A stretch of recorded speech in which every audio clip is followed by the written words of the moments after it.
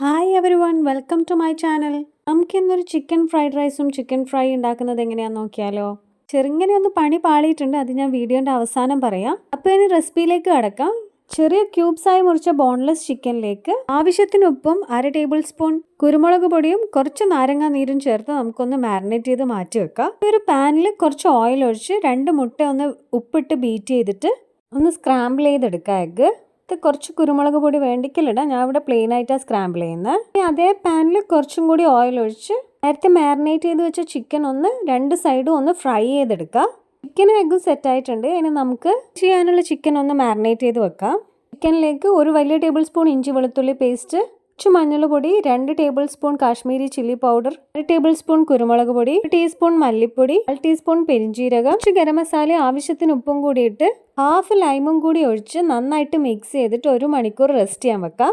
നമുക്ക് fried rice ഉണ്ടാക്കാം. അതിന് വേണ്ടിയിട്ട് ആദ്യം തന്നെ കുറച്ച് ഓയിൽ ഒഴിച്ച് 1 ടേബിൾ സ്പൂൺ ഇഞ്ചി വെളുത്തുള്ളി പേസ്റ്റ് ഇട്ട് ഒരു സവാള തിന്നായി സ്ലൈസ് ചെയ്തിട്ട് ഒന്ന് നന്നായി സോട്ട് ചെയ്ത് കഴിഞ്ഞാൽ അതിലൊരു പച്ചമുളകും ചെറിയ കഷ്ണങ്ങളായി മുറിച്ച് ബീൻസും ക്യാരറ്റും ആവശ്യത്തിന് ഉപ്പും കൂടി ഇട്ട് നന്നായിട്ടൊന്ന് സോട്ട് ചെയ്തിട്ട് ഒരു 10 മിനിറ്റ് അടച്ചു വെച്ച് വേവിച്ചെടുക്കുക.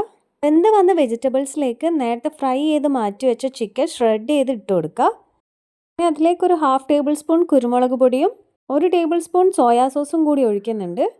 സോയാ സോസ് കുറച്ച് കൂടുതൽ ഒഴിച്ചാൽ വല്ലാണ്ട് കളർ മാറിപ്പോവും, അപ്പോൾ 1 ടേബിൾ സ്പൂണോളം ഒഴിച്ചാൽ മതി. ഇനി ഇതിലേക്ക് കുറച്ച് ഗരം മസാലയും ഒരു ഹാഫ് ലൈമും കൂടി ഒഴിച്ച് നന്നായിട്ട് എല്ലാ മസാലയും കൂടി ഒന്ന് മിക്സ് ചെയ്ത് കഴിഞ്ഞാൽ നമുക്ക് റൈസ് ഇട്ട് കൊടുക്കാം. ബസ്മതി റൈസ് ഞാൻ ഇവിടെ ഓൾറെഡി വേവിച്ച് വെച്ചിട്ടുണ്ടായിരുന്നു.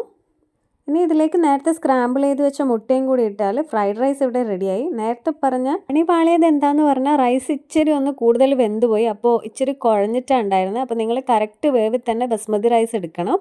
റൈസ് ആക്കിയിട്ട് കുറച്ച് അധിക സമയം സ്ട്രെയിൻ ചെയ്യാൻ വെച്ചുപോയി, അതുകൊണ്ടാണ് ഇങ്ങനെ കുഴഞ്ഞു പോയത്. അപ്പോൾ നിങ്ങൾ കറക്റ്റ് ടൈമിൽ തന്നെ സ്ട്രെയിൻ ചെയ്ത് മാറ്റിയെടുക്കണം. നേരത്തെ മാരിനേറ്റ് ചെയ്ത് വെച്ച ചിക്കൻ ഇനി ഫ്രൈ ചെയ്തെടുക്കുക. ഒരു പാനിൽ കുറച്ച് നല്ലോണം വെളിച്ചെണ്ണ ഒഴിച്ച് ഇത് കുറച്ച് ഡീപ്പ് ഫ്രൈ പോലെ ചെയ്തെടുക്കേണ്ടതാണ്. എന്നിട്ട് 2 സൈഡും ഫ്രൈ ചെയ്തെടുക്കുക. അപ്പോൾ നമ്മൾ ചിക്കൻ ഫ്രൈ ഇവിടെ റെഡി ആയിട്ടുണ്ട്. ഒന്ന് കുഴഞ്ഞു പോയിട്ടുണ്ടെങ്കിലും ഫ്രൈഡ് റൈസ് നല്ല ടേസ്റ്റ് ഉണ്ടായിരുന്നു. അപ്പോൾ എല്ലാവരും ട്രൈ ചെയ്ത് നോക്കണം. Thanks for watching.